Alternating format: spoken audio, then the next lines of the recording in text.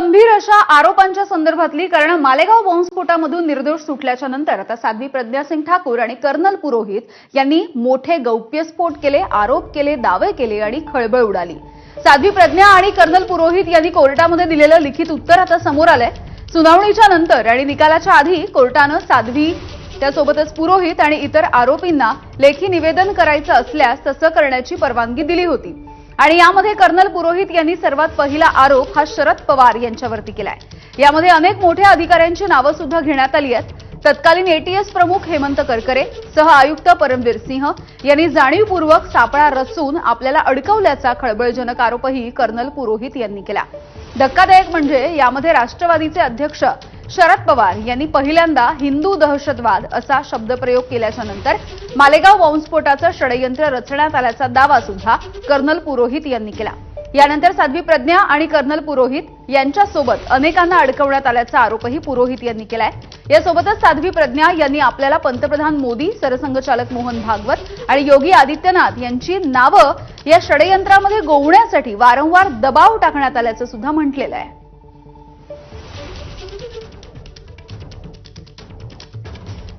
तर साध्वी प्रज्ञा सिंग ठाकूर यांनी नेमके काय खळबळजनक असे आरोप केलेले आहेत बघूयात।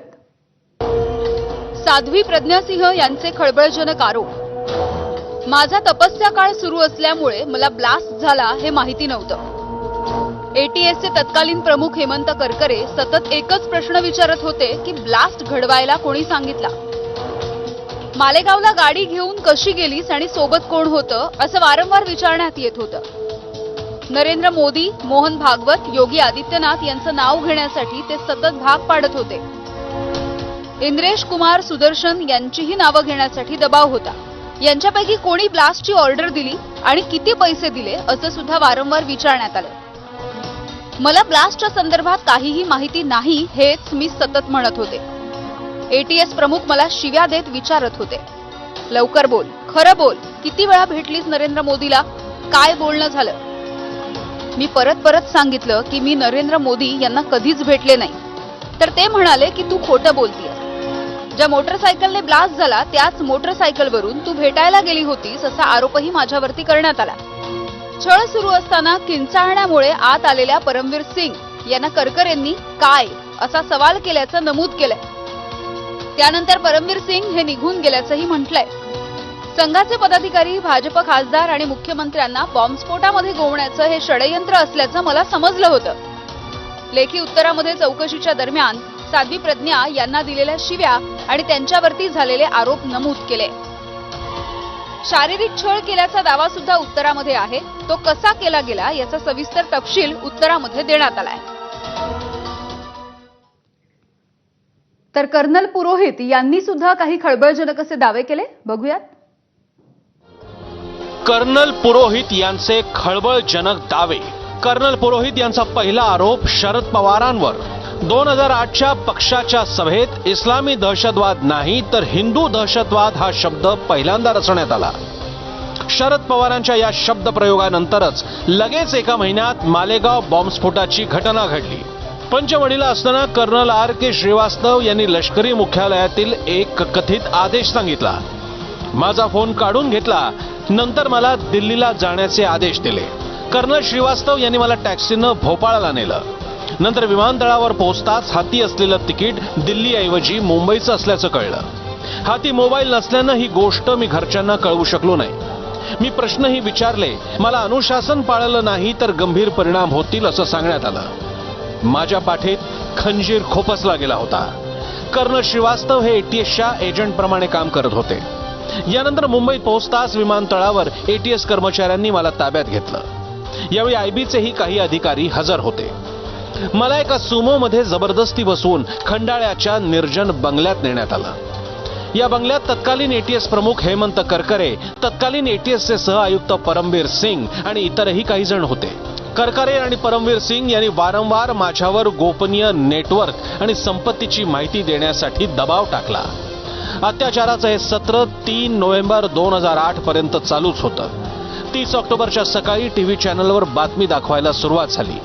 बातम्यांमध्ये एटीएसनं मालेगाव बॉम्बस्फोटाच्या आरोपींना पकडल्याचा दावा करण्यात आला। टीव्ही चॅनल्सनं कर्नल पुरोहित, साध्वी प्रज्ञा सिंग आणि इतरही काही जणांची नावं मालेगाव बॉम्बस्फोटातील आरोपी म्हणून दाखवली. परमवीर सिंग आणि श्रीवास्तव यांना माझ्या विरोधात कोणतेही पुरावे मिळाले नाहीत. 3 नोव्हेंबर 2008 मध्ये त्यांनी मला खंडाळ्याचा बंगला सोडून इतर ठिकाणी जाण्यास सांगितलं. 7 वाजता डीजीपी अनामी रॉय तिथं पोहोचले.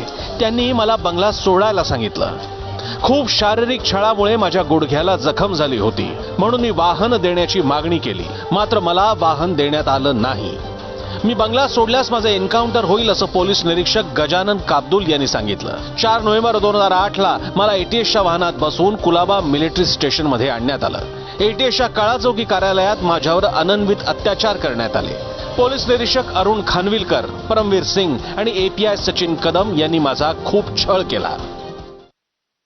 तर साध्वी प्रज्ञा आणि लेफ्टनंट कर्नल प्रसाद पुरोहित यांनी ज्या पोलीस अधिकाऱ्यांवरती आरोप केले त्या सर्वांसोबत आम्ही संपर्क साधला. एटीएसचे तत्कालीन अतिरिक्त आयुक्त परमवीर सिंह आणि तत्कालीन तपास अधिकारी सचिन कदम यांनी प्रतिक्रिया द्यायला नकार दिलाय. आणखी एक तत्कालीन तपास अधिकारी रमेश कुलकर्णी हे विदेशामध्ये असतात आणि आम्ही त्यांच्यासोबतही संपर्क साधला असता त्यांनी फोन उचलला नाहीये. याशिवाय तपास अधिकारी अरुण खानविलकर यांना सुद्धा प्रतिक्रियेसाठी फोन केला, त्यांनी सुद्धा फोन उचलला नाही. तर लेफ्टनंट कर्नल प्रसाद पुरोहित यांनी जे काही आरोप केले त्यामध्ये अजिबात तथ्य नाही असं सुप्रिया सुळे यांनी स्पष्ट केलंय. पुरोहितांचं असं स्टेटमेंट आहे की भगवा दहशतवाद हा शब्द शरद पवारांनी वापरला आणि त्यानंतर ही केस तयार करण्यात आली. कुठे वापरला? एव्हिडन्स काय? कुठे वापरला? मी तरी आयुष्यात ऐकलेला नाही. पण हे जे वारंवार सांगितलं गेलेलं आहे की शरद पवारांकडून भगवा दहशतवाद किंवा हिंदू दहशतवाद या शब्द कोण म्हणते वारंवार? एव्हिडन्स काय? कुठे बोललेत? काय बोललेत? सांगा तर. त्यांचं म्हणणं कुठल्या तरी पुण्याच्या सभेमध्ये. कुठे? एव्हिडन्स काय त्याचा? मी तरी ऐकलेला नाही.